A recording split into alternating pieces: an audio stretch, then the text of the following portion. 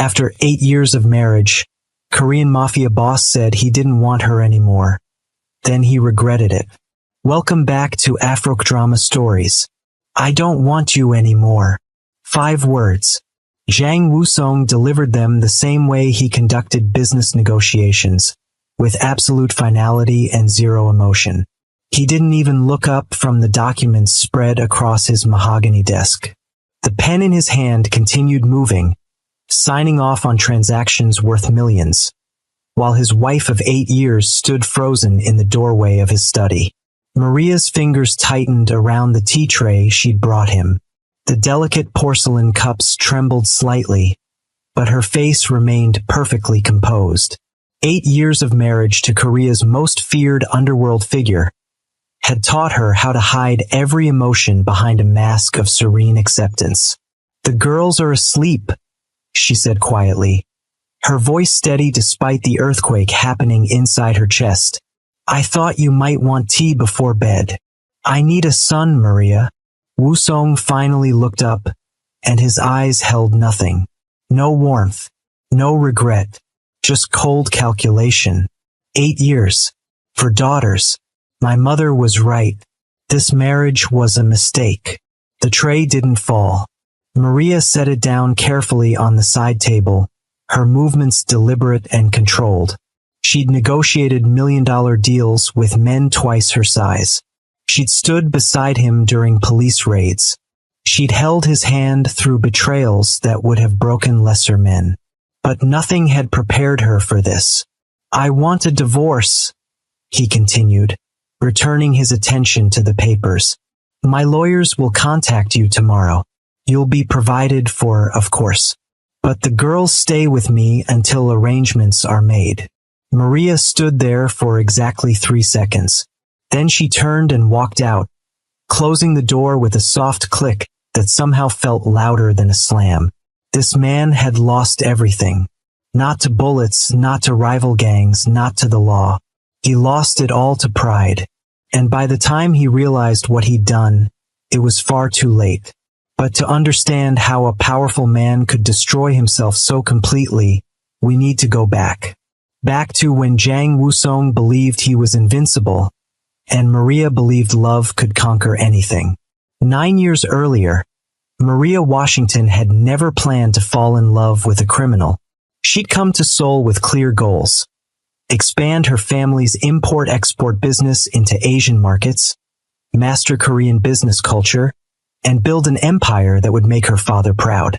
Her mother had warned her about men with dangerous eyes and dangerous smiles, men who made promises they couldn't keep. She should have listened. The night she met Woo-sung, Maria had been closing a deal at an upscale restaurant in Gangnam. The negotiation had gone well, and she was celebrating with her team when 3 men in bloodied suits burst through the back entrance. Chaos erupted. Her clients scattered. Security moved in. But Maria didn't run. Years of watching her father negotiate with difficult personalities had taught her to read people, to see past the surface. And what she saw in the injured man's eyes wasn't random violence. It was calculated survival. "Clear the room," one of the men barked in Korean. "Now." "I paid for this private dining room until midnight," Maria replied in perfect Korean, not moving from her seat. The surprise in their eyes was brief but noticeable. "And my contract says I don't have to leave early." The injured man, Woo-sung, looked at her with an intensity that should have frightened her but didn't. Blood seeped through his jacket, but his posture was controlled, alert. "You speak Korean," he said. It wasn't a question. "Fluently. I also speak Mandarin, Japanese, and 3 other languages. It's good for business." Maria gestured to his shoulder. "That wound needs attention. There's a private clinic 2 blocks from here. I know the owner." "Why would you help me?"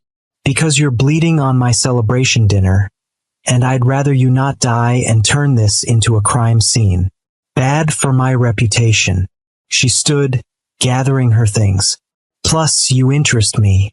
Anyone who can walk in here looking like that and still maintain composure is either very brave or very dangerous. Possibly both. Wusong's lips curved slightly. Not quite a smile, but close. You're American. African American. Maria Washington. And you're Jang Wusong. I've heard of you. Then you know you should run. I don't run from good business opportunities. And something tells me knowing you could be very good for business. That night, Maria didn't just help him get medical attention. She used her connections to secure a safe route out of the area, made calls to her contacts to determine who was hunting him, and provided intelligence that helped him avoid 3 more ambushes before dawn. Before we dive deeper, let us know in the comments where you're watching from. We'd love to hear from you. And if you're new here, click on the subscribe button so you never miss any of our upcoming videos. By sunrise, they were in a safe house on the outskirts of Seoul, and Wusong was looking at her with newfound respect. You're either fearless or insane, he said. I'm practical. You needed help. I provided it. Now you owe me a favor. Maria poured herself tea from the pot she'd prepared. Consider it an investment in future business relations. What kind of business? The legitimate kind. I move luxury goods through Asia. Sometimes those goods need special handling, special routes, special protection. You have resources I don't. I have international connections you need. Wusong studied her for a long moment. You're proposing a business partnership with a man you just watched kill 3 people tonight. I'm proposing a mutually beneficial arrangement with a man who's smart enough to survive when lesser men would have died. There's a difference. That business partnership became something neither of them had planned. Over the following months, Maria's import business flourished with Wusong's protection. His legitimate operations gained international reach through her connections. They met regularly to discuss logistics, strategy, expansion. And somewhere between contract negotiations and late-night planning sessions, business became personal. 3 months after they met, Wusong invited her to dinner. Not a business meeting, an actual date. This is inappropriate, Maria said, though she was already reaching for her coat. Probably. Will you come anyway? I'm a businesswoman, Wusong. Mixing business with pleasure is dangerous. Everything about me is dangerous. That hasn't stopped you yet. She went, and that dinner became 2. 2 became regular meetings that had nothing to do with shipping routes and everything to do with discovering each other beyond the boardroom. And late-night conversations became something neither of them could resist. 6 months after they met, Wusong told her the full truth about his organization, the scope of it, the reach, the things he'd done to build and maintain his empire. They were in his penthouse, overlooking the Han River, and his confession was raw and honest. I won't apologize for what I am, he said, but I want you to know everything before this goes any further. I'm involved in things that would shock you, things that probably should frighten you. I'm not a good man, Maria. Do you hurt innocent people? She asked. The question seemed to surprise him. No, never. Do you protect the people who work for you? With my life. Do you keep your word? Always. Maria looked out at the river, its surface reflecting the city lights. Then you're not as bad as you think you are. Bad men don't ask these questions.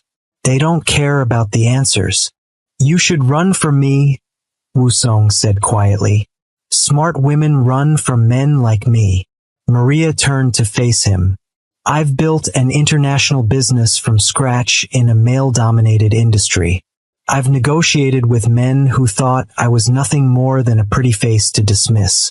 I've survived boardrooms that would eat most people alive. I don't run, Wusong. I assess risks and make calculated decisions. And what's your calculation here? That you're worth the risk. The smile he gave her then was real, reaching his eyes in a way she suspected was rare for him. You're extraordinary. I know. Try to remember that. 1 year after they met, Zhang Wusong stood before his inner circle and announced his intention to marry Maria Washington. The reaction was immediate and hostile. She's an outsider, Elder Kim stated, his face hard. She doesn't understand our ways, our traditions. She's not even Korean. She understands business better than anyone in this room, Wusong replied calmly. She's tripled our legitimate operations in 12 months. She's earned her place. Your mother will never accept this, another elder warned. You know what she expects, what we all expect. Korean wife, sons to carry on the bloodline. This is about legacy, Wusong. About family. Wusong's jaw tightened. Maria is my choice. The only choice. Anyone who has a problem with that can leave this organization with my blessing.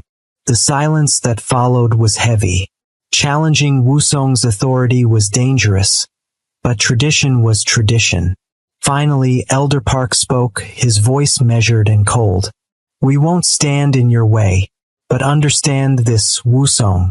If this marriage brings weakness to this organization, if it compromises what your father built, there will be consequences. And when your mother demands a grandson to carry the Zhang name, we will support her. This foreigner will need to prove herself worthy of the position you're giving her.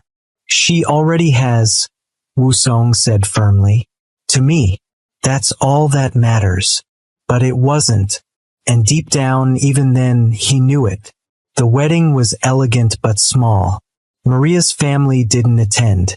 Her mother had begged her not to go through with it, had cried on the phone for hours trying to convince her daughter that love wasn't enough when danger walked through the door every night.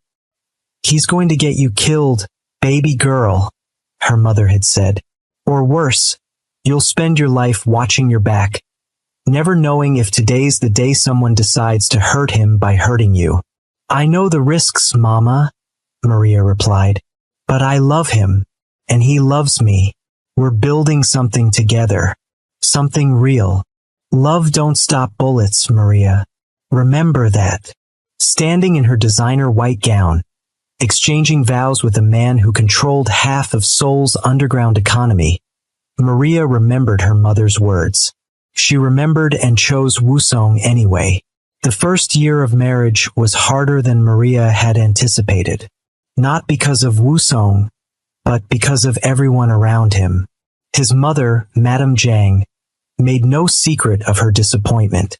She refused to attend the wedding and wouldn't speak to Maria directly, communicating only through icy glances and pointed comments to others within Maria's hearing. I wonder if she even knows how to make proper Korean food, Madame Zhang would say to her friends during family gatherings. These foreign women think business success is enough. They don't understand duty to family. Maria learned to smile and stay silent. She'd faced worse in boardrooms full of men who dismissed her. She could handle a disapproving mother-in-law. What she wasn't prepared for was how Wusong's world would test everything she believed about herself. The first raid happened 4 months into their marriage. Maria woke to men shouting, doors breaking, weapons drawn. Wusong had pushed her toward the panic room, but she'd refused to hide while he faced the police alone. Instead, she'd stood beside him in the living room, her hand in his, facing down officers who treated them both like criminals. Nothing was found. Wusong's lawyers arrived within minutes. But the message was clear. This was her life now. Uncertainty, danger, constant state of alert. You can still leave, Wusong told her that night, holding her close in their bed. I would understand. This isn't the life you planned. I planned to build an empire, Maria replied. I'm doing that, just not the way I originally imagined. I'm not going anywhere. The first betrayal came from someone Wusong trusted completely. His second-in-command had been stealing for months, slowly siphoning money and making deals with rivals. When the truth came out, the organization demanded traditional justice. Maria had found Woo Song in his study, staring at files that documented the betrayal. His face was stone, but she could see the hurt beneath. "He was like my brother," Woo Song said quietly. "I trusted him with everything." "What are you going to do?" "What I have to do." Maria sat beside him. She didn't ask for details. She understood that some parts of his world she shouldn't enter. But she stayed with him through the night, a silent presence while he made impossible choices. When he finally came to bed at dawn, she held him while he stared at the ceiling, and she didn't ask if the problem had been resolved. She already knew. This was love in the shadows.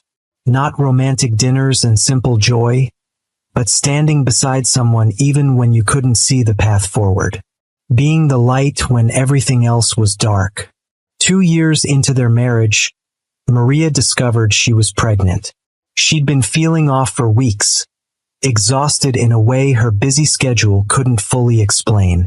When the test came back positive, she sat in their bathroom for 20 minutes, staring at those 2 lines and trying to process the enormity of what they meant. A child. Their child. Growing in a world of danger and darkness, but also in a home filled with fierce protection and love. When she told Woo Song that evening, his reaction was everything she'd hoped for.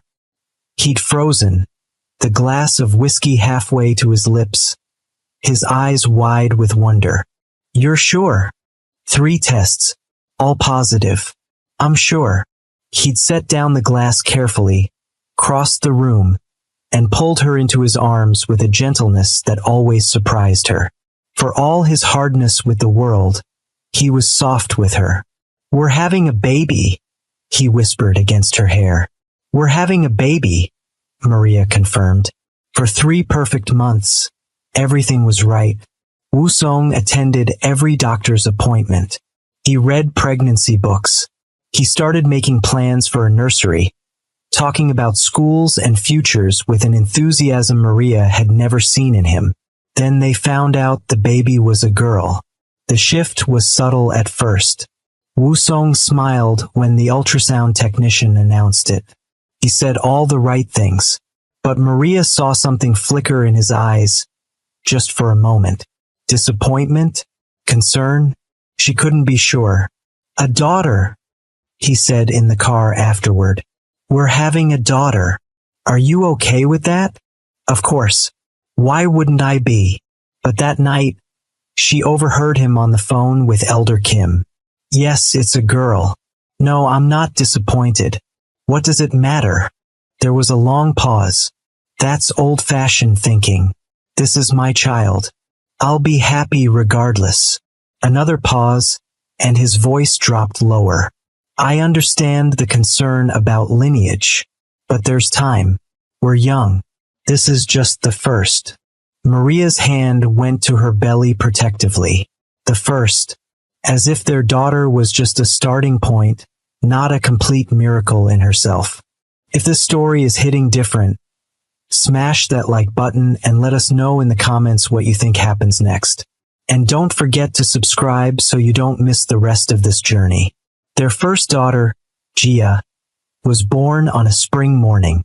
She came into the world screaming, fierce and strong, with a full head of dark curls and Maria's eyes. When the nurse placed her in Maria's arms, Maria felt her world reorganize around this tiny, perfect human. Woo Song held his daughter for exactly 3 minutes. He smiled. He said she was beautiful, but his eyes kept darting to the door, where Maria knew the elders were waiting for news. "I need to make some calls," he said, handing Gia back to Maria. "Rest. I'll be back soon." He didn't return for 4 hours. When he did, his face was carefully neutral. "Everyone's very happy," he said. "My mother wants to meet her granddaughter." "That's good." "Yes, very good." But something had changed. Maria felt it in the careful distance he maintained, in the way he looked at Gia with love but also something else. Something that felt like regret. The first time she heard the whispers was at Gia's 1-month celebration. Traditional gifts, traditional ceremonies, traditional expectations.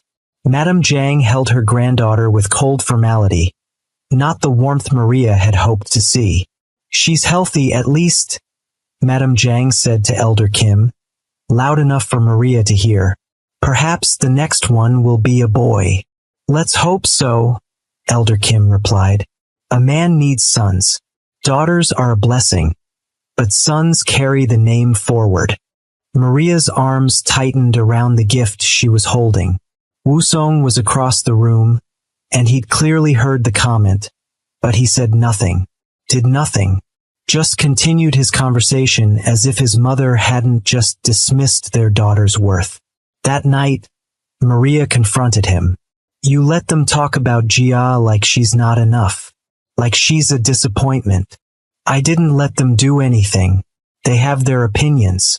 I can't control that. You can defend your daughter. You can tell your mother that Jia is perfect exactly as she is. Wusong's jaw tightened. Maria, you don't understand the pressure I'm under. This organization has traditions, expectations. I understand that your mother just implied our daughter is inadequate because she's not a boy. I understand that you stood there and said nothing. What do you want me to do? Start a war with my own mother over comments? I want you to protect your daughter's dignity. That's what fathers do. They didn't speak for 2 days after that fight. Wusong threw himself into work. Maria threw herself into motherhood. And the distance between them grew. When Jia was 18 months old, Maria discovered she was pregnant again. This time there was less joy and more anxiety. Wusong's first question, after the initial surprise, was telling. Do you think it's a boy? Not are you happy or how are you feeling? Just that one question that revealed everything. I don't know, Maria said quietly. Does it matter? No. Of course not. I'm just curious. But they both knew it mattered. It mattered to his mother. It mattered to the elders. And somewhere along the way it had started to matter to him too. The second daughter, Minji, was born in autumn. She was quieter than Jia, more contemplative, with Wusong's serious eyes and Maria's stubborn chin. Beautiful. Perfect. Another girl. Wusong held her for 2 minutes this time. He said she was lovely. Then he excused himself to take a phone call that couldn't wait. Maria sat in the hospital bed, holding her newborn daughter, and felt something crack inside her chest. Not break, not yet, but crack. The whispers got louder after Minji's birth. No longer just whispers, really. Madame Zhang made her disappointment clear. 2 girls, she said to Maria during a family dinner, her tone sharp. In my day, a woman who couldn't give her husband sons was considered a failure. Times change, but nature doesn't. Perhaps you should see a specialist. Perhaps, Maria replied evenly, though inside she was screaming. Or perhaps Wusong and I are perfectly happy with our daughters. Are you? Madame Zhang's eyes were cold. Because my son doesn't seem happy at all lately. He works all hours. He's distant. A man needs a son to feel complete, to feel his legacy is secure. Wusong, sitting at the head of the table, said nothing. He cut his food and ate in silence, as if his mother hadn't just attacked his wife in front of the entire family. That night, Maria didn't wait for him to come to bed. She found him in his study, staring at paperwork he wasn't actually reading. Your mother attacked me tonight, and you said nothing. She's from a different generation. Her views are old-fashioned. I don't care about her views. I care that you didn't defend me. You didn't defend our daughters. You just sat there like a statue. Wusong finally looked up, and there was real pain in his eyes. What do you want from me, Maria? To disrespect my mother in front of everyone? To start a family war? I want you to act like you still love me, like you still want this family we're building. I do love you. I love our girls. But nothing. There's no but. There's always a but with you now. You love us, but we're not what you wanted. We're not enough. That's not fair. Fair. Maria's voice rose despite her effort to stay calm. You know what's not fair? Having a husband who looks at his daughters like they're consolation prizes, who lets his mother treat his wife like a breeding failure. That's what's not fair. They fought properly for the first time that night. Loud, raw. All the frustration and hurt that had been building for 2 years came pouring out. And when it was over, when they were both exhausted and empty, nothing was resolved. They just went to bed on opposite sides and stared at the ceiling until dawn. 3 years passed. Maria threw herself into raising Jia and Minji, building routines and creating a home filled with love even as the emotional distance between her and Woo-sung grew. He wasn't cruel. He wasn't neglectful. He was just absent, physically present but emotionally somewhere else. Then Maria got pregnant for the 3rd time. She didn't tell Woo-sung immediately. She sat with the knowledge for 3 days, trying to process her own complicated feelings. Part of her was happy. She loved being a mother. But another part dreaded what would come if this baby was also a girl. The disappointment, the increased pressure, the growing certainty that she would never be enough for this family she'd married into. When she finally told him, Woo-sung's reaction was carefully controlled. Another baby. That's wonderful. Is it? Of course. Why wouldn't it be? Maria looked at him across the kitchen table where they'd once planned dreams together. Because you hope it's a boy. Because your mother hopes it's a boy. Because everyone in your organization is watching and waiting and judging. Maria, don't lie to me, Woo-sung. We've been married long enough. I know when you're being honest and when you're performing. He was silent for a long moment. Then quietly, I do hope it's a boy. I'm sorry, but I do. That doesn't mean I won't love this child regardless. At least he was finally being honest. It didn't make it hurt less, but at least it was truth. Their 3rd daughter, Sua, was born in winter. She arrived 3 weeks early, tiny and determined, with a cry that could wake the entire hospital floor. She was fierce from the start, demanding attention and affection with an intensity that made Maria laugh even through her exhaustion. Woo-sung didn't even come to the hospital for 2 hours after being called. When he finally arrived, he looked at Sua through the nursery window, and his face was completely blank. Another girl, he said. Not a question. A statement. Flat. Empty. Her name is Sua. Don't you want to hold her? I have meetings. I just wanted to make sure you were both safe. He left before Maria could respond. Just turned and walked away from the window, from his newborn daughter, from his wife who had just spent 18 hours in labor. Maria stood there holding Sua, watching him disappear down the corridor, and felt that crack in her chest widen into something that might never heal. The elders came to the hospital, not to celebrate, to convey disappointment disguised as concern. 3 daughters, Elder Park said.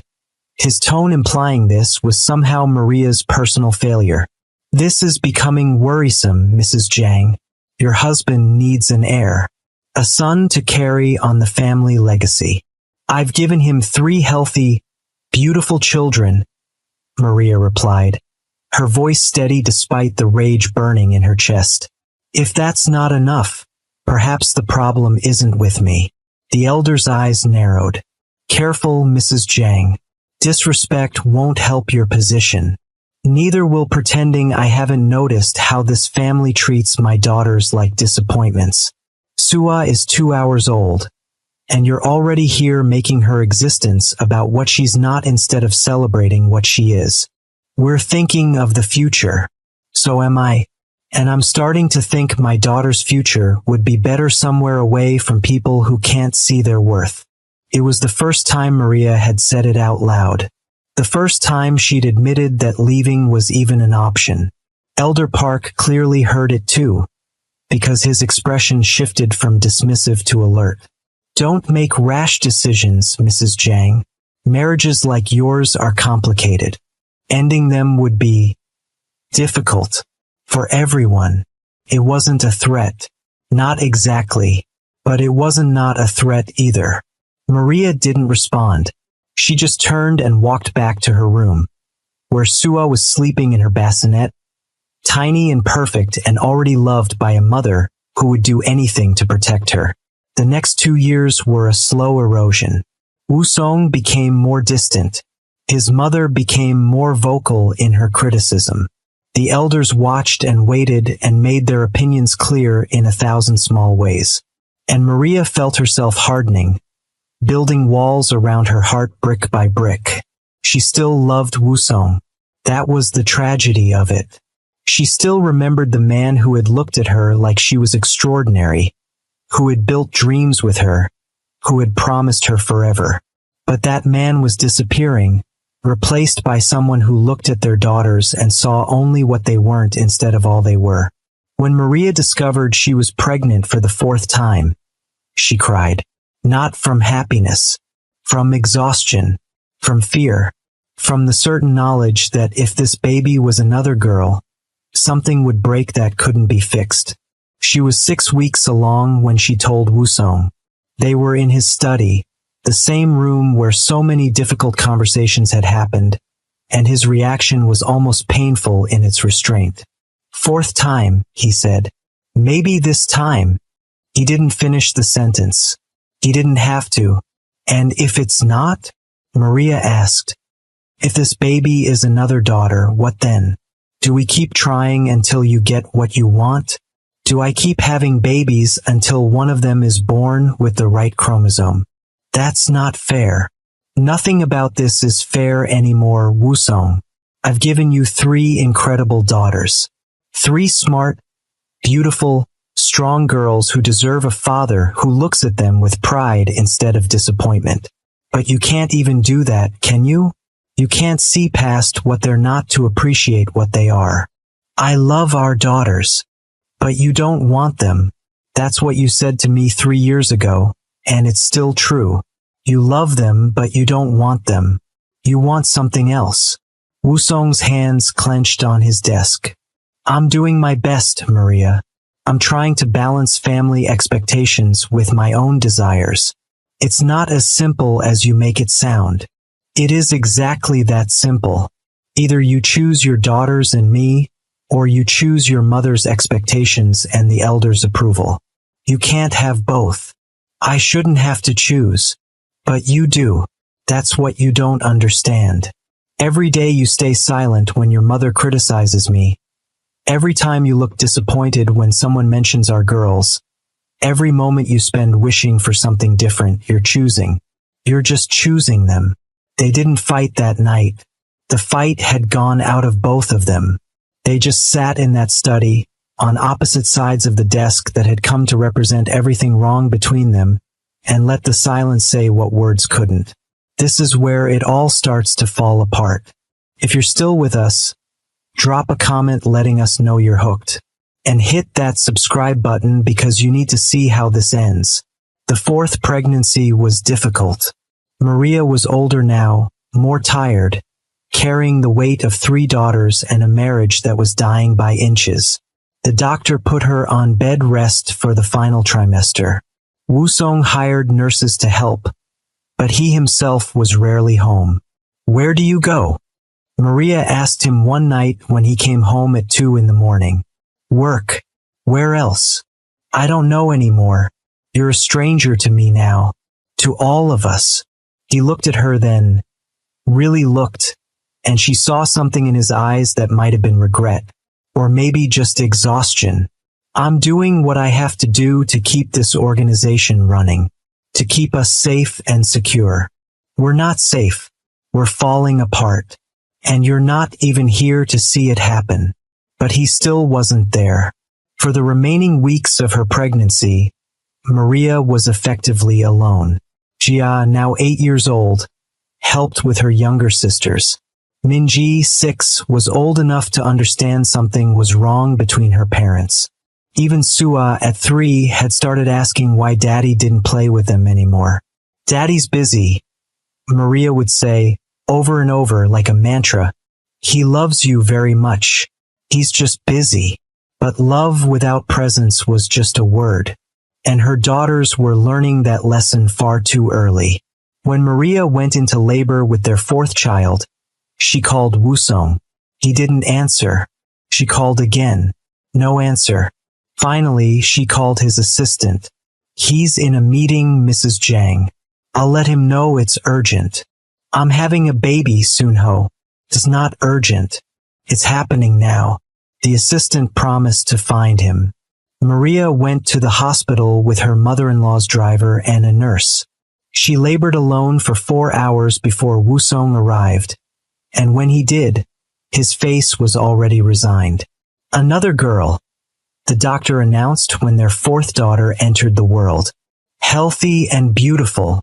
This time, Wusong didn't even try to hide his disappointment. He looked at the baby the nurse held up, looked at Maria, and his expression was empty. "4 daughters," he said. "4. Her name is Hannah," Maria replied, her voice barely above a whisper. "It means 1 in Korean, number 1, because she's perfect, just like her sisters." "Maria, get out." "What?" "Get out of this room. I don't want you here. I don't want our daughter's first moments in this world to be tainted by your disappointment. You're being emotional. You just gave birth. I'm being a mother. I'm protecting my daughter from a father who can't even look at her with love. So get out. Now." Wusong stood frozen for a moment. Then he turned and walked out without another word. Maria held Hannah close and let herself cry. Not from pain. Not from exhaustion. From the final, complete shattering of her heart. In the corridor outside, Wusong stood against the wall and tried to breathe through the crushing weight on his chest. He knew he should go back. He knew he should hold his daughter, comfort his wife, be the man Maria needed him to be. But all he could hear were the elders' voices, his mother's disappointment, the whispers that followed him everywhere about his inability to produce a male heir, the traditional expectations that had been pounded into him since childhood. A son carries the family name. A son inherits the empire. A son proves a man's worth. For daughters, and he felt like he'd failed at the most basic requirement of his position. Elder Kim found him there 20 minutes later. "Another girl," Wusong said. "It wasn't a question. I heard. This is becoming a serious problem, Wusong. The organization is talking. Your mother is beside herself. There are whispers that perhaps your wife is cursed." "She's not cursed. She's..." Wusong stopped. What was Maria? Extraordinary. Strong. The best partner he'd ever had. The woman he'd chosen against all advice because she made him believe in something beyond power. And he was destroying her because she couldn't give him the one thing his pride demanded. "4 daughters is enough," Elder Kim said quietly. "No one will blame you for seeking another wife. One who can give you sons. This American woman has proven she cannot fulfill that role. It's time to cut losses and move forward. She's my wife. She was your wife. Now she's an obstacle to your legacy. Think practically, Wusong. You're not getting younger. You need an heir. A real heir." The words settled into Wusong's mind like poison. He wanted to reject them, wanted to tell Elder Kim he was wrong. But the voice in his head that sounded increasingly like his mother's kept asking, "What if he's right? 4 daughters. 8 years. No sons." Maybe it was time to admit defeat and make a hard choice. That night, while Maria slept with Hannah in her arms, exhausted from labor and heartbreak, Wusong sat in the hospital cafeteria and made a decision that would destroy everything he'd built with her. He would ask for a divorce. Maria stayed in the hospital for 3 days. Wusong visited twice, both times brief and formal. He held Hannah for exactly 90 seconds during the second visit, his face carefully neutral, before handing her back to Maria. "We need to talk," he said. "When you're recovered. Talk now. You just gave birth. You need rest. I need to know what you're thinking, what you're planning." Maria's eyes were sharp despite her exhaustion. "You've made a decision. I can see it on your face." Wusong met her gaze, and for a moment, she saw the man she'd fallen in love with, the one who'd looked at her like she was extraordinary. But then his expression hardened, and that man disappeared again. "When you come home, we'll discuss the future. I don't want to have this conversation in a hospital." "The future," Maria repeated softly. "You mean the end." He didn't deny it. He just left. Maria held Hannah closer, breathing in that perfect new baby smell, and felt the last thread of hope snap. She'd known this was coming, had felt it building for years, but knowing didn't make it hurt less. The nurses brought her older daughters to visit that afternoon. Jia, Minji, and Sua crowded around the hospital bed, eager to meet their new sister. Their excitement was pure and beautiful, untainted by the disappointment that seemed to follow them everywhere else. "She's so tiny," Jia said, gently touching Hannah's hand. "Can I hold her?" "Of course, sweetheart." Maria carefully transferred the baby to her eldest daughter's arms. "Support her head. Just like that. Perfect." Jia looked down at her sister with such love that Maria's heart ached. "I'll protect you," Jia whispered to Hannah. "All of us will. You're going to have the best sisters in the world." "The best and only sisters," Minji added, pressing close to see. "Papa wanted a brother for us, but I like sisters better anyway." The innocence of that statement cut deep. Her daughters already knew, already understood that they weren't what their father wanted, and they'd learned to armor themselves against that rejection by finding worth in each other. "You girls are everything," Maria told them, her voice thick with emotion. "Never forget that. You're smart and strong and wonderful exactly as you are." "We know, Mama," Sua said, patting Maria's hand. "You tell us all the time." But Maria could see the question in Jia's eyes, the one that asked, "If we're so wonderful, why doesn't Papa think so? Why does Grandma look at us like we're disappointments? Why do the elders whisper when we walk past?" Questions Maria couldn't answer, not in ways that would make sense to an 8-year-old. When they brought her home 5 days later, Wusong was waiting in his study, not at the door to greet them, not in the nursery they'd prepared for Hannah. In his study, surrounded by the trappings of power and control, ready to deliver the blow he'd been planning. Maria settled Hannah in the nursery first, made sure her other daughters were occupied, then went to face him. She didn't knock, just opened the door and walked in. Wusong stood by the window, his back to her, and the tension in his shoulders told her everything. "Say it," Maria said. "Whatever you've decided, just say it." He turned, and his face was that carefully blank mask she'd come to hate. "I want a divorce." The words hit like physical blows, even though she'd been expecting them. Knowing something was coming didn't make the impact any less devastating. "Because I gave you daughters instead of sons. Because in 8 years we haven't had a male heir. Because the organization needs stability and succession planning. Because—" "Stop," Maria held up her hand. "Don't insult me with corporate language. This isn't a business decision. This is you choosing pride over family, tradition over love, your mother's approval over your wife and children. You don't understand the pressure I'm under. I understand perfectly. You're weak." The word hung in the air between them. "You let other people's opinions matter more than your own family. You let your mother and those elders poison your mind until you started seeing your own daughters as failures. That's weakness, Wusong, not strength. His jaw tightened. I need a son. No, you need a spine. You need the courage to tell your mother and those old men that your daughters are your legacy. That 4 brilliant, beautiful girls are worth more than some outdated notion of male succession. But you don't have that courage, do you? This isn't about courage. It's about responsibility. About what's required of me as the head of this organization. It's about ego. About your pride being hurt because you can't handle the idea that maybe daughters are just as valuable as sons. That maybe the problem isn't me failing to give you a male heir, but you failing to see the worth of the heirs you already have. For the first time, Wusong's mask cracked. I love my daughters. But you don't want them. You said it yourself, remember? 8 years ago, on a perfect night when I thought we were building something real. You said you wanted children. You said you wanted a family.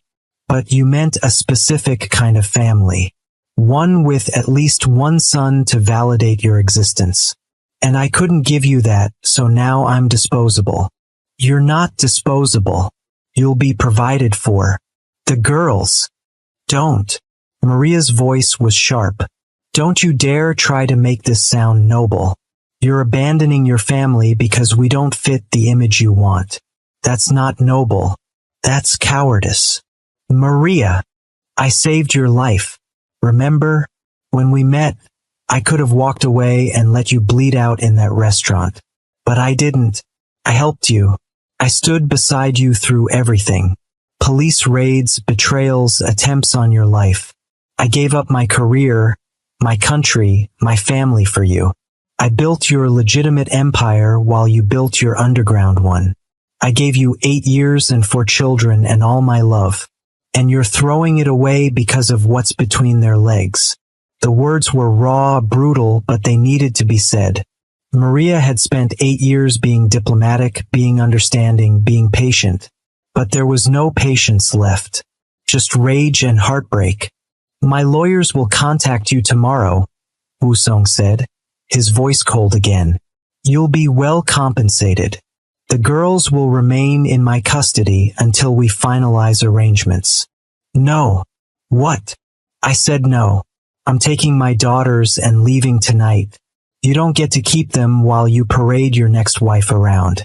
You don't get to damage them any more than you already have. They're my daughters too. Then act like it. Tell me right now that you look at them and see anything other than disappointment. Tell me you love them for who they are, not in spite of what they're not.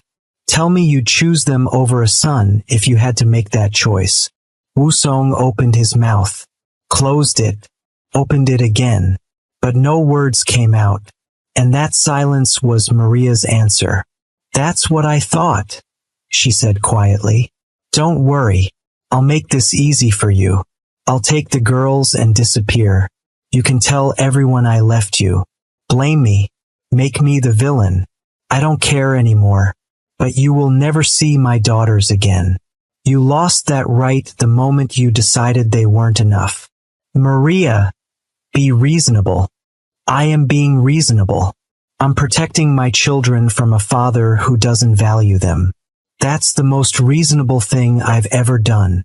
She turned to leave, but his voice stopped her. You'll regret this. Walking away from this life, this security. You'll have nothing. Maria looked back at him over her shoulder. I'll have my daughters, and they'll have a mother who chose them. That's everything. She walked out of his study for the last time and didn't look back. The next 3 hours were a blur of quiet, efficient packing. Maria didn't take much. Clothes for her and the girls. Important documents she'd kept in a safe place. The money she'd secretly been setting aside in an account Wusong didn't know about.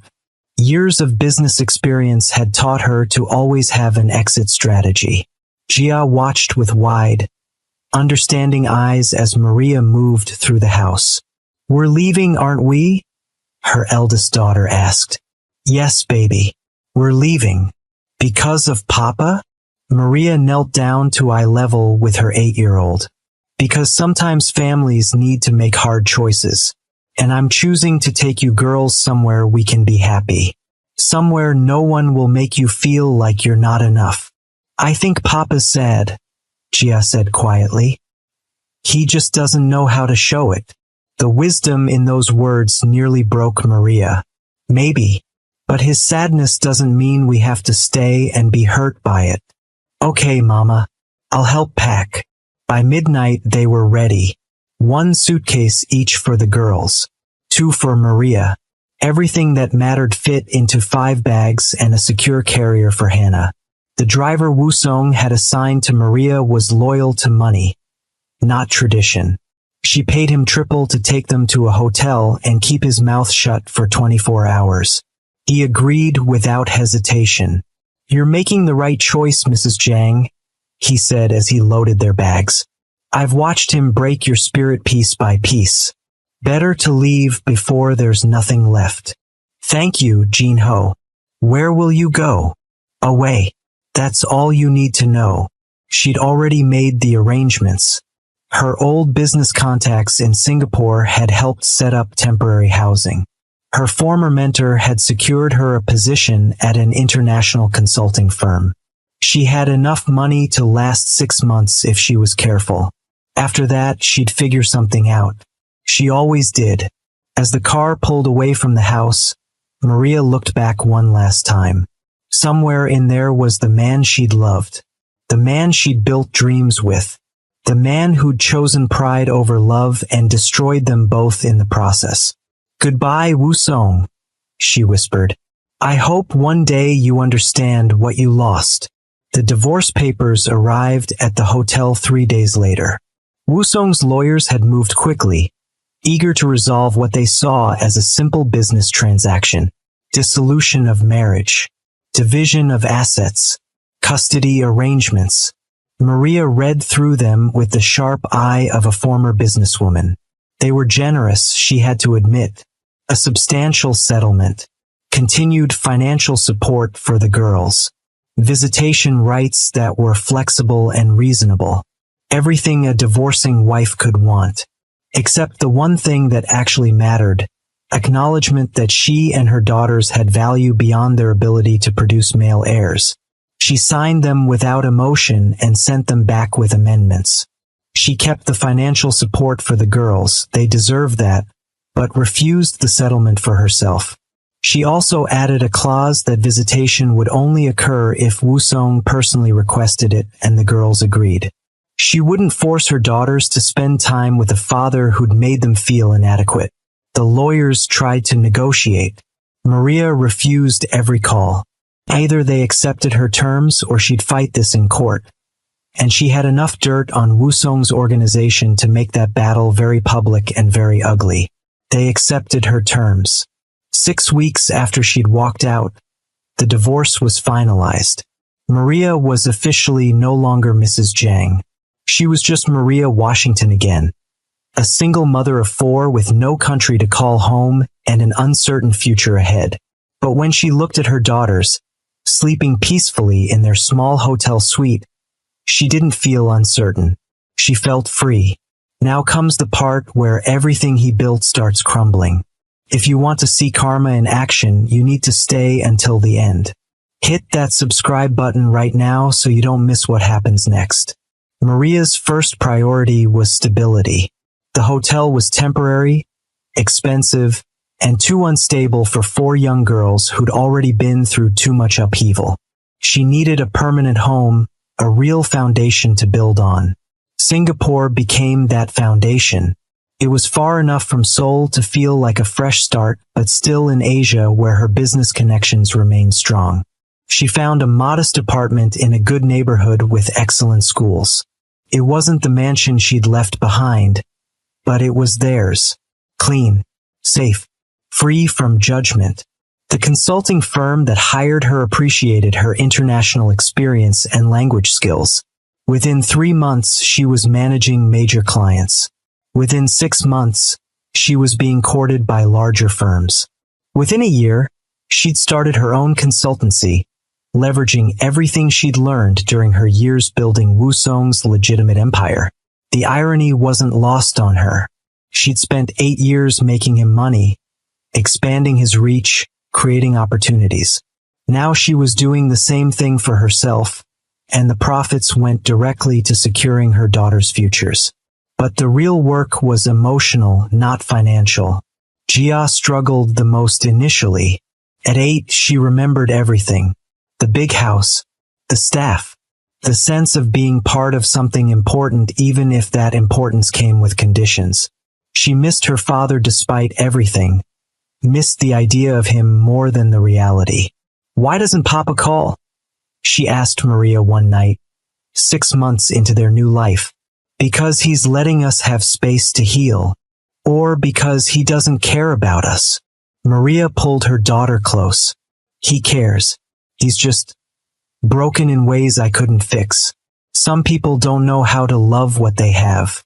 They're always looking for something else, something they think will make them complete. That's not about you or your sisters. That's about him.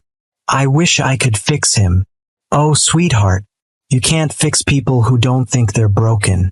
All you can do is protect yourself and choose your own path." Minji adapted more easily. At 7, she was young enough to embrace the adventure of a new country, new school, new friends. She learned English quickly, made friends with children from a dozen different countries, and thrived in the international school Maria had chosen.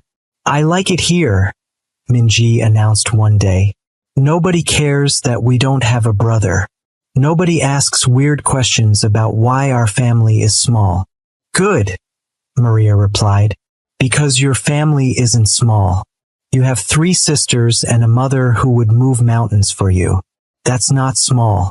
That's mighty." Sua, only 3 when they left, had the easiest transition because she remembered the least. Korea became a distant dream, barely more real than a fairy tale. She adapted to Singapore like she'd always lived there, chattering in English and Korean and Mandarin with equal ease. And Hannah grew up not knowing anything else. For her, this was normal. A mother who worked hard and loved fiercer. 3 older sisters who protected and guided and played with her. A small apartment that was warm and safe even if it wasn't grand. The girls became each other's world. Jia, the natural leader, took her role as eldest seriously. Minji became the mediator, smooth conflicts with humor and diplomacy. Sua was their wild card, fearless and loud and unapologetically herself. And Hannah, the baby, learned from all of them, absorbing their strengths and developing her own. Maria watched them become remarkable young women and felt vindicated in her choice every single day. Without the weight of patriarchal expectations, without the constant message that they were somehow inadequate, her daughters flourished. Jia discovered a gift for mathematics and strategy. She joined the school's debate team and won regional competitions. Minji gravitated toward languages and international relations, speaking 5 languages fluently by age 13. Sua found her voice in art, creating bold pieces that caught the attention of local galleries. And Hannah, as she grew, showed signs of being the most brilliant of them all, curious about everything, questioning everything, never accepting because I said so as an answer. They were extraordinary, and they knew it because Maria told them every single day. While Maria built a new life with her daughters halfway across Asia, Wusong's world was falling apart. The first crack appeared 6 months after the divorce. One of his key distributors, a relationship Maria had personally cultivated and maintained, suddenly pulled out of their contract. When Wusong investigated, he discovered that Maria had been the one managing that relationship all along. Without her, there was no trust, no rapport, no reason for the distributor to risk association with an underground organization. She was handling it? Wusong asked his assistant, incredulous. For 5 years, sir. All the international contracts. She managed them personally while you were focused on domestic operations. 5 years. 5 years of Maria quietly building the foundation of his legitimate empire while he took credit for the success. The second crack came in the form of his mother's suggestion. You need to remarry, Madame Jang stated firmly. Quickly. A proper Korean woman this time. Someone who understands her duty. I just got divorced. Exactly. The longer you wait, the older you get. You're not young anymore, Woo-sung. If you want sons, you need to start now. The thought of remarrying so soon made Woo-sung's stomach turn. But the elders agreed with his mother. They presented him with options, daughters of allied families, women from good bloodlines, candidates who would be honored to marry into the Jang organization. He chose Min-hee because she was quiet, because she smiled when expected to and didn't ask difficult questions, because she was nothing like Maria, and maybe that was exactly what he needed. They married 8 months after his divorce was finalized. It was a traditional ceremony, full of the pomp and ritual that his first wedding had lacked. Madame Jang was radiant. The elders were satisfied. Everyone congratulated Woo-sung on finally making a proper choice. Everyone except Woo-sung himself. On his wedding night, he stood on the balcony of his bedroom and thought about Maria, wondered where she was, how the girls were doing, if Jia still loved mathematics, if Minji had mastered Mandarin, if Sua was still painting everything she saw, if Hannah had her first words yet. He'd made no effort to contact them. Maria had made it clear that he'd lost that right, and part of him agreed with her. What could he say? Sorry I made you and our daughters feel inadequate for 8 years. But I've realized my mistake now that you're gone. Too little, too late. Are you coming to bed? Min-hee called from inside. Woo-sung turned from the balcony, looked at his new wife waiting in their bed, and felt absolutely nothing. No desire, no affection, just emptiness. But he'd made this choice. Now he had to live with it. The third crack came from Min-hee herself. She was exactly what the elders had wanted, traditional, obedient, focused on producing an heir. But she was also something Woo-sung hadn't anticipated, greedy.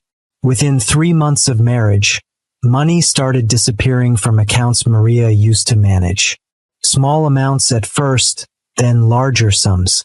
When Woo-sung confronted Min-hee, she was all innocence. I needed new clothes for the charity events. Your mother said it was appropriate. 5 million won for clothes? Your first wife had an entire wardrobe. Was I not supposed to match her standard? The mention of Maria stung. Maria earned her own money. She had her own business. Well, I'm not a businesswoman. I'm your wife. Isn't providing for me your responsibility? She had him there. Traditional expectations went both ways. But the money kept disappearing, and Woo-sung started to realize that Min-hee's quiet obedience came with a price tag. A year into his second marriage, Min-hee got pregnant. The entire organization celebrated. Finally, an heir was coming. Surely this time it would be a boy. Woo-sung felt nothing but anxiety. Not joy, not hope, just a gnawing certainty that something was wrong. The baby was a girl. When the doctor announced it, Woo-sung felt the room tilt. Another daughter, his 5th daughter, and the realization that slammed into him with devastating force. Maybe the problem wasn't with Maria. Maybe it was with him. He barely saw Min-hee or the new baby, whom she named Yuna, without consulting him. He threw himself into work, trying to outrun the thoughts that chased him through every quiet moment. But the thoughts caught up anyway, usually at 3 a.m. when sleep wouldn't come and the silence was too loud. 4 daughters with Maria. 1 daughter with Min-hee. 5 girls. No sons. The pattern was clear. And yet he'd blamed Maria. Divorced her. Destroyed their family because he'd been so certain the failure was hers. What if it wasn't?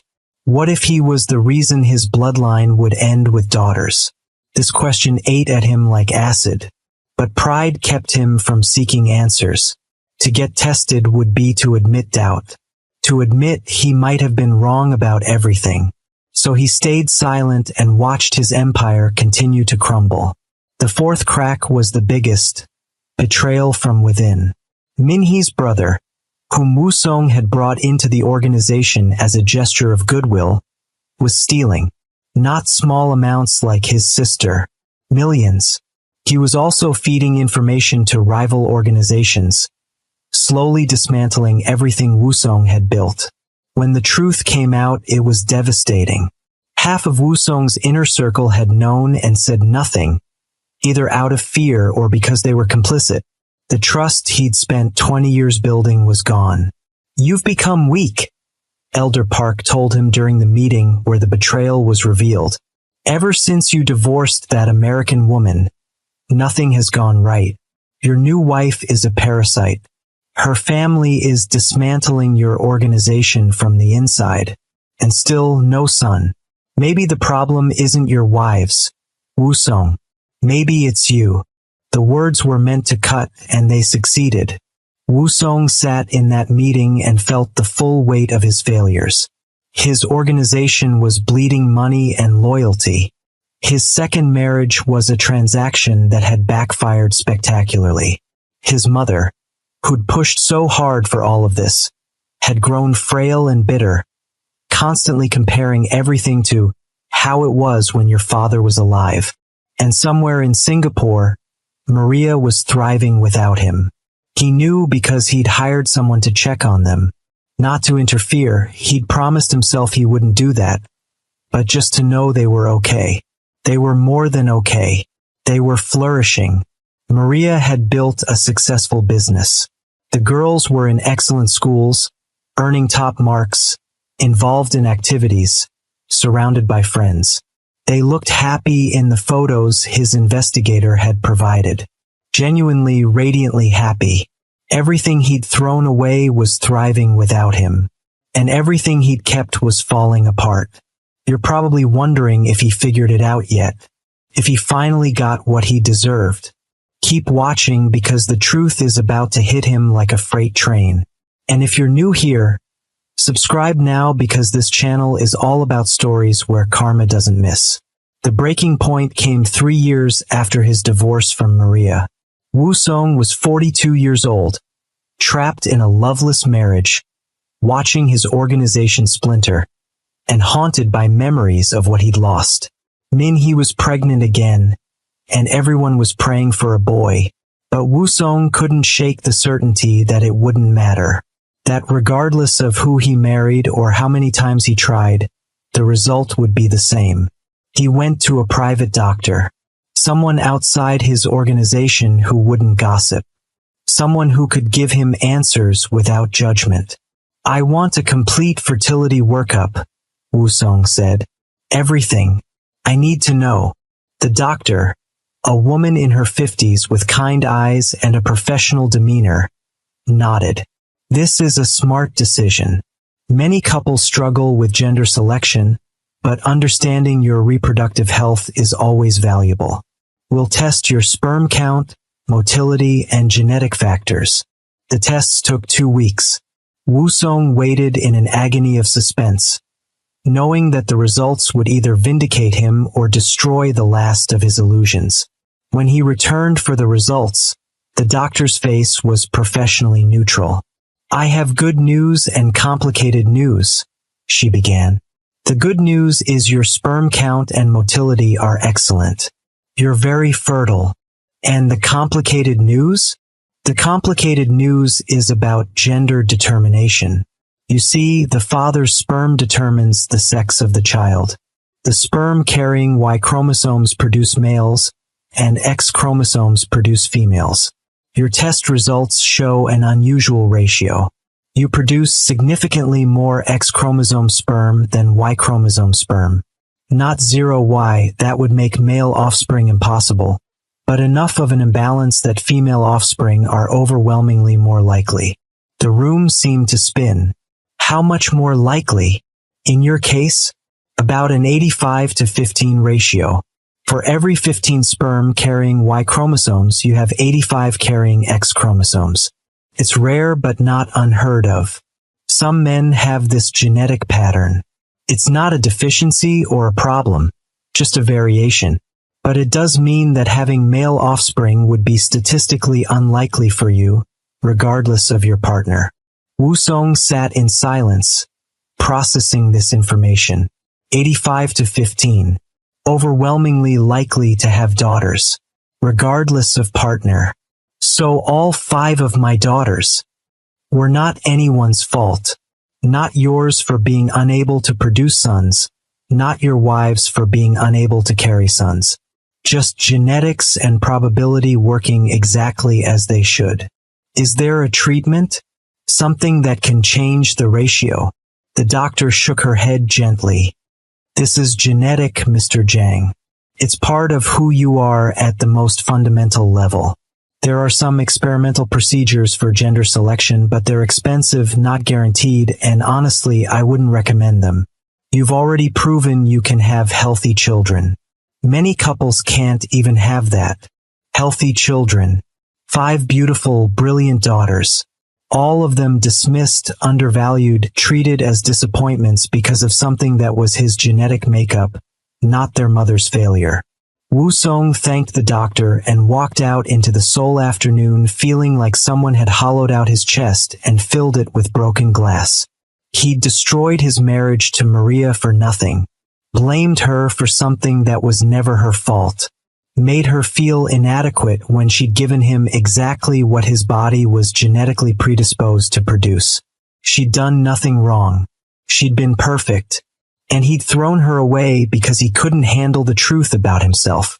The girls, Jia, Minji, Sua, Hannah. He'd made them feel like they weren't enough when the truth was he had never been enough. He'd failed them as a father not because they were daughters, but because he'd been too weak to see past centuries of tradition to recognize the gifts standing right in front of him. For the first time in 3 years, Wusong wept. Not silent tears, but gut-wrenching sobs that came from somewhere deep and irreparable. He sat in his car in the parking garage and cried for everything he'd lost. Everything he'd destroyed with his own hands. When Minhee gave birth 4 months later, the baby was another girl. Wusong wasn't surprised. He held his 6th daughter with a mixture of love and devastating regret. This baby, like all the others, was perfect. And like all the others, she deserved better than a father who'd spent so much time wanting something else. We'll try again, Minhee said from the hospital bed, her voice tight with disappointment. We're still young. We can keep trying for a son. Wusong looked at her. This woman he'd married for all the wrong reasons, and felt nothing but exhaustion. No, he said quietly. We won't. What? But we need. I need to fix what I broke. And I can't do that while pretending this is going to somehow be different. He filed for divorce the following week. Minhee was furious, claiming he'd promised her sons and status. Madame Zhang was devastated, unable to understand why her son kept making such terrible choices. The elders were openly discussing replacing him. Wusong didn't care anymore. Let them talk. Let them judge. He'd spent his entire adult life seeking their approval, and where had it gotten him? Alone. Childless in every way that mattered, because his actual children wanted nothing to do with him. 6 daughters existed in the world carrying his DNA, and not one of them called him father with any affection. That was his legacy. Not a male heir. Not a business empire. Just 6 girls who deserved so much better than what he'd given them. The question was it too late to change that? Wusong spent months trying to find Maria. He hired investigators, contacted old mutual acquaintances, followed every lead. She'd covered her tracks well, but eventually he found her. Singapore, a successful consulting business. For daughters in prestigious schools. He flew there without warning, without preparation. Just showed up at her office building and waited until she emerged at the end of the workday. Maria looked different. Older, yes, but also stronger. She wore her success like armor. Expensive suit, confident stride, the kind of presence that commanded respect. She looked like exactly who she'd always been. Extraordinary. When she saw him, she stopped. Her face showed no emotion, just cold assessment. You have 10 seconds to tell me why you're here before I call security, she said. I need to apologize. Your 10 seconds are up. She moved to walk past him. I know why we had daughters, Woo-sung said quickly. I had tests done. It's me. My genetics. There was never anything wrong with you. You didn't fail at anything. I failed. At everything. And I'm so sorry, Maria. I'm so desperately sorry. Maria stopped walking. For a long moment, she just stood there, her back to him. When she finally turned around, her eyes were hard. You came all the way to Singapore to tell me something I figured out years ago? That you were the problem? I didn't need a doctor to tell me that, Woo-sung. I knew the moment you couldn't even look at Hannah.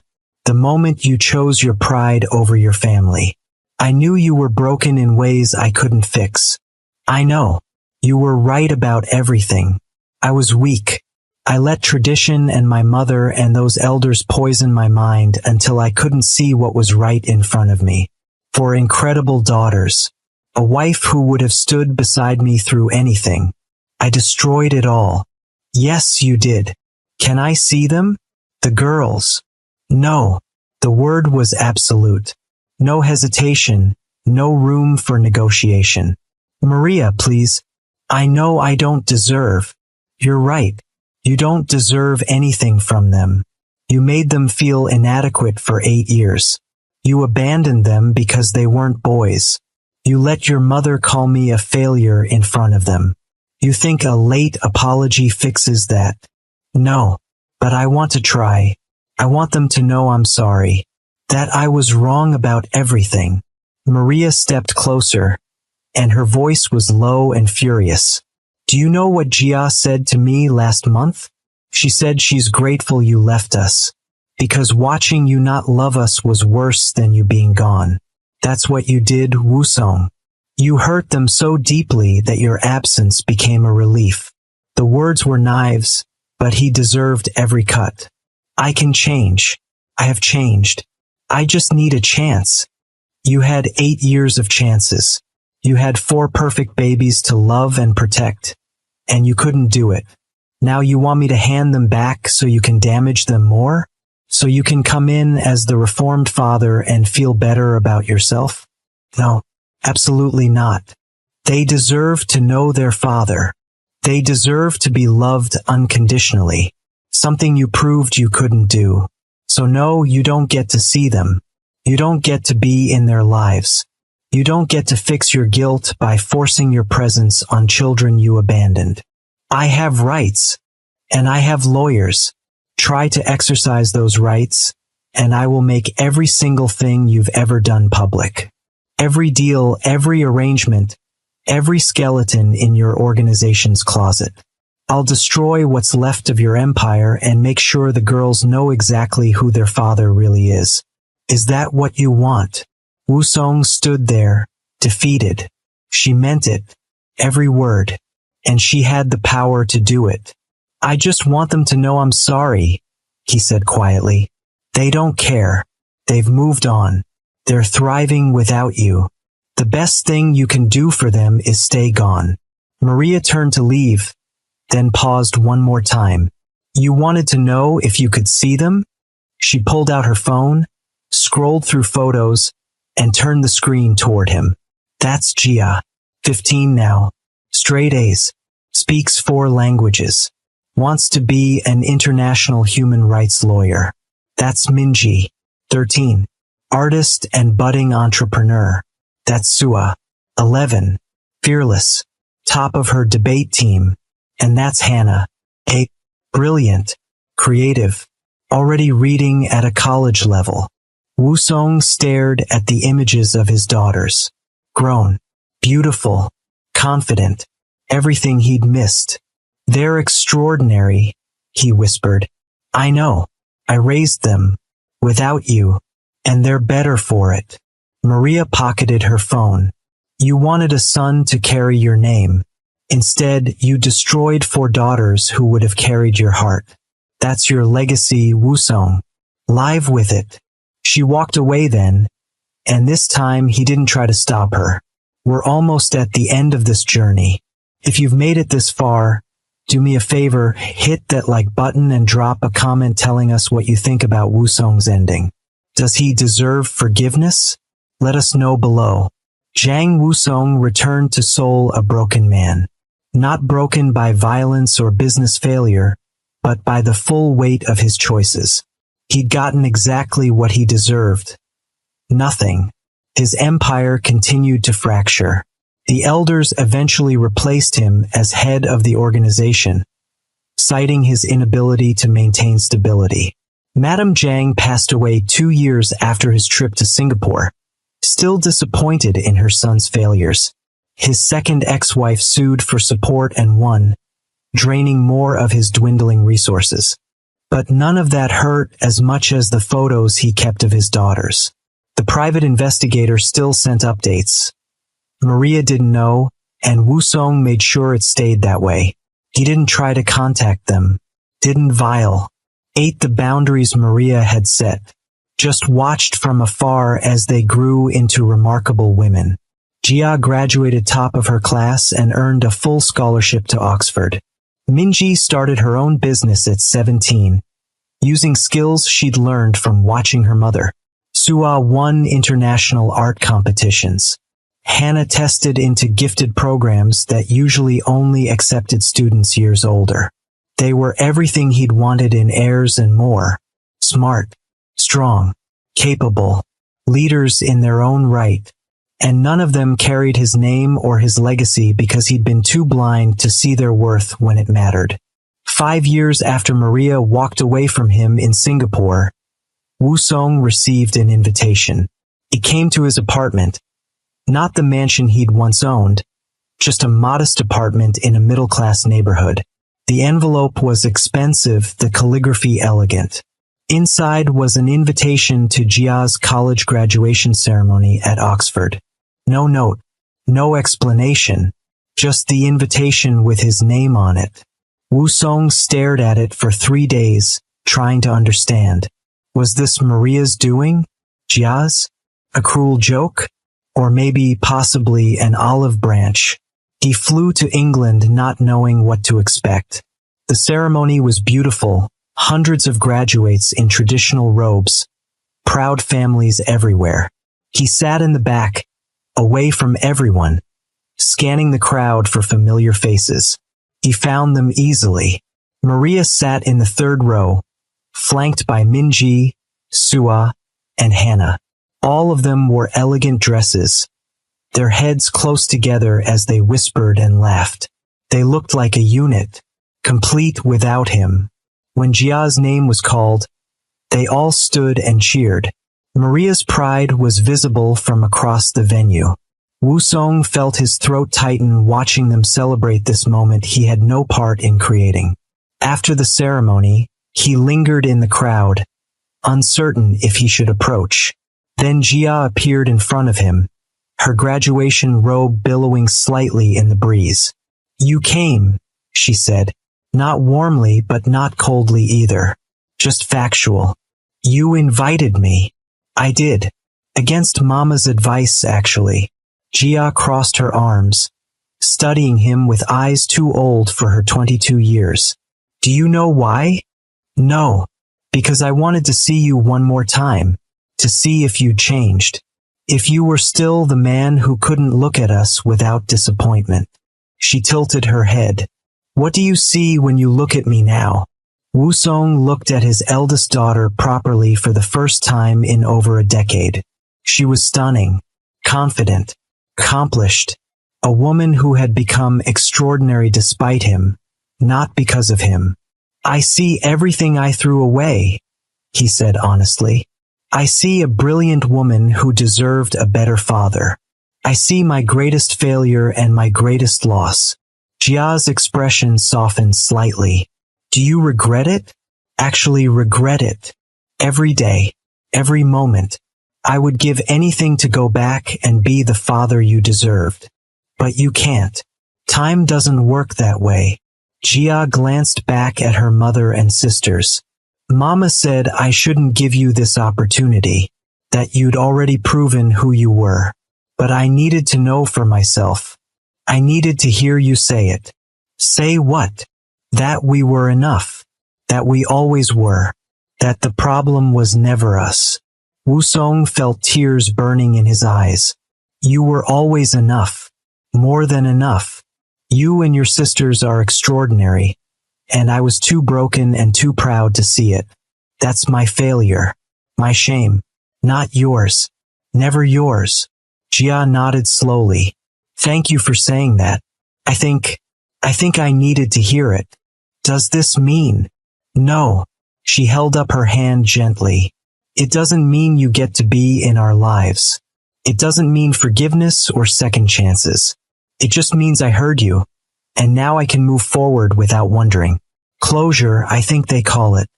Jia. I hope you find peace, Mr. Jiang. I really do. But you need to find it without us. We're doing fine. Better than fine. And we did it without you. That's how it needs to stay. She turned to leave, then looked back one final time. For what it's worth, I don't hate you. None of us do. Hate requires energy we don't want to spend. We've just moved on. I hope someday you can too. Then she walked back to her family, her real family, the one Maria had built from the ruins Wusong had created, and didn't look back. Wusong stood in that Oxford courtyard and watched them leave together. Maria's arm around Jia's shoulders. Minji making some joke that had them all laughing. Suwa and Hannah walking close, heads bent together in sisterly conspiracy. They were complete without him. They'd healed without him. They'd become extraordinary despite him. And he would spend the rest of his life living with that truth. Two possible endings existed for Jiang Wusong's story. In one version, he returned to Seoul and died alone 3 years later. A heart attack in his apartment, found by a neighbor 2 days after the fact. His obituary mentioned his daughters briefly, clinical, and cold. They didn't attend the funeral. His organization sent representatives out of obligation, not respect.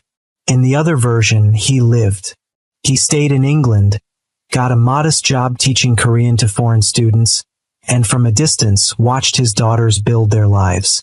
He never contacted them, never tried to force his way back in, just existed on the periphery, supporting them in the only way he could, by staying away and letting them thrive without his damage.